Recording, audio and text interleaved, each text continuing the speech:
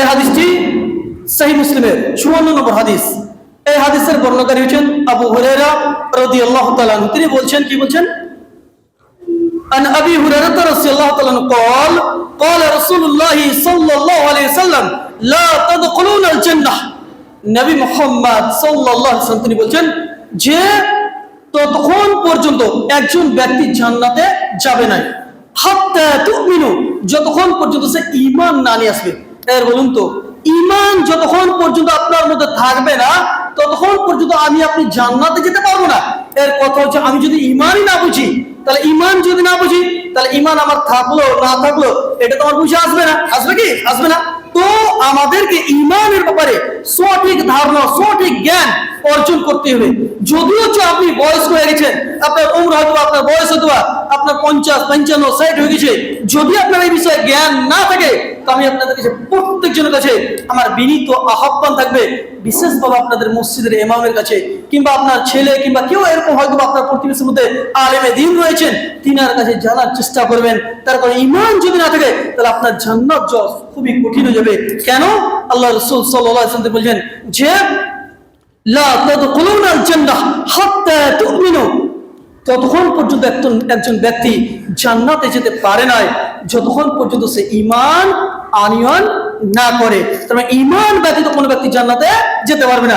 তারপরে নবী মুহাম্মদ সাল্লাল্লাহু আলাইহি ওয়াসাল্লাম সেই হাদিসের মধ্যে বলেন ওয়ালা তুমিনু হাত্তা তাহাব্বু, এবং ততক্ষণ পর্যন্ত একজন ব্যক্তি ঈমানদার হতে পারে না যতক্ষণ পর্যন্ত সে এক অপরকে ভালো না বাসে। এর দুটি পয়েন্ট বুঝবেন। এক নম্বর পয়েন্টে আল্লাহ রাসূল সাল্লাল্লাহু আলাইহি ওয়াসাল্লাম তিনি বলছেন, কোন ব্যক্তি ততক্ষণ পর্যন্ত জান্নাতে যেতে পারে না যতক্ষণ পর্যন্ত সে ঈমান না নিয়ে আসবে, এবং একজন ব্যক্তি ততক্ষণ পর্যন্ত ওয়ালা তুমিনু হাত্তা তাহাব্বু, যতক্ষণ পর্যন্ত সে এক অপরের সঙ্গে ভালোবাসা বৃদ্ধি না করবে, ভালোবাসা না করবে, ততক্ষণ পর্যন্ত সে ঈমান আনয়ন করতে পারে না। তার মানে দুটি পয়েন্ট আমরা বুঝতে পারলাম। যদি আমাদের মধ্যে এক অপরের সঙ্গে ভালোবাসা বৃদ্ধি পায়, সম্পর্কের ক্ষেত্রে, প্রতিবেশীর ক্ষেত্রে, কিংবা কোনো আপনার রিশতেদারের ক্ষেত্রে, যদি এক অপরের সঙ্গে কোনো বিষয়ে মতভেদ, মতপার্থক্য হতে পারে, এটা দুনিয়াবি ক্ষেত্রে আপনার যে মতপার্থক্য হবে না, ভাই ভাই, চাচা ভাতিজাতে, এটাও হতে পারে না। তবে মতপার্থক্য একটা ভিন্ন বিষয়, আর ভালোবাসা হচ্ছে একটা ভিন্ন বিষয়। তো আল্লাহ রাসূল সাল্লাল্লাহু আলাইহি ওয়াসাল্লাম বলেন, একজন ব্যক্তি ততক্ষণ পর্যন্ত ঈমানদার হতে পারে না যতক্ষণ পর্যন্ত এক অপরের সঙ্গে ভালোবাসা বৃদ্ধি করবে না। তখন কিন্তু আল্লাহ রাসূল একটি কথা বললেন সাহাবায়ে কেরামদেরকে, এ আমার সাহাবী, আমি কি আপনাদেরকে এরকম কিছু কথা বলবো, এরকম কিছু আমল বলবো যাতে এক অপরের সঙ্গে ভালোবাসা বৃদ্ধি পায়। এর বলুন তো, সাহাবায়ে কেরাম রাদিয়াল্লাহু তাআলা আনহুম তারা প্রত্যেকটা কথা শুনেছেন এবং প্রত্যেকটার প্রতি দৃঢ়ভাবে আমল করেছেন, এটা আমরা বিশ্বাস রাখি। তার কারণ সাহাবায়ে কেরামদের মধ্যে আসরায়ে মুবাশশিরা, বিশেষভাবে 10 জন সাহাবীকে আল্লাহ রাসূল সাল্লাল্লাহু আলাইহি ওয়াসাল্লাম একটি মাজমাতে, একটি বৈঠকে আল্লাহ রাসূল বলেন, এ আবু বকর আপনি জান্নাতি, এ উমর আপনি জান্নাতি, এ উসমান আপনি জান্নাতি, এ আলী আপনি জান্নাতি, এ আবু উবাইদা বিন জাররাহ আপনি জান্নাতি।